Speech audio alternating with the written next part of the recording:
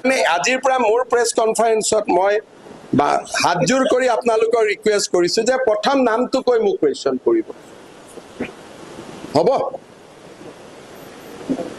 কাৰণ এইটো ৰুল হয় এইটো কোনো মই ইয়াত কালি নকব যে এটা নিয়ম কৰি দিলে বুলি ৰাহুল গান্ধীৰ প্ৰেছ কনফাৰেন্সতো মানুহে চিনি পালেও নামটো কয় বিজেপিৰ তো মই প্ৰেছ কনফাৰেন্স দেখছো প্ৰথম নামটো কয় তাৰ পিছত কুৱেশ্যন উঠে বাইডেনৰ প্ৰেছ কনফাৰেন্সতো নাম কৈ প্ৰশ্ন সোধে নাম কৈ প্ৰশ্ন সোধাটো এটা part of the protocol standard গতিকে আজিৰ পৰা মোক সুধিলে কৈ দিব কেতিয়াবা মোৰো গণ্ডগোল হৈ যায় মই প্ৰতিদিন বুলি কাবাক কৈ দিওঁ কাবাক বুলি কাবাক কৈ দিওঁ যাতে ময়ো পিন পইণ্ট হৈ থাকিব পাৰো হয়নে গতিকে মোৰো দৰকাৰ মোক পিছত কয় যে দাদা আপুনি এইটো প্ৰতিদিনৰ কথা এনে ক'লে এইটো প্ৰতিদিন নহয় আৰু মই কেনেকৈ জানো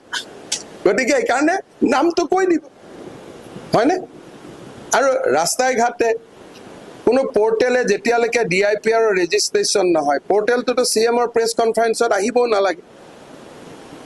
লাগে জানো যেতিয়ালৈকে INPR ৰেজিষ্ট্ৰেশ্যন নহয় বেজ নহয় আমাৰোতো চিকিউৰিটি ৰিস্ক আছে না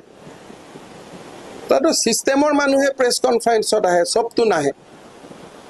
সেইকাৰণে কোনো কথা নাই প্ৰেছ ক্লাবে মোৰ ওপৰতে ডিচিশ্যন লৈ দিলে আৰে বাবা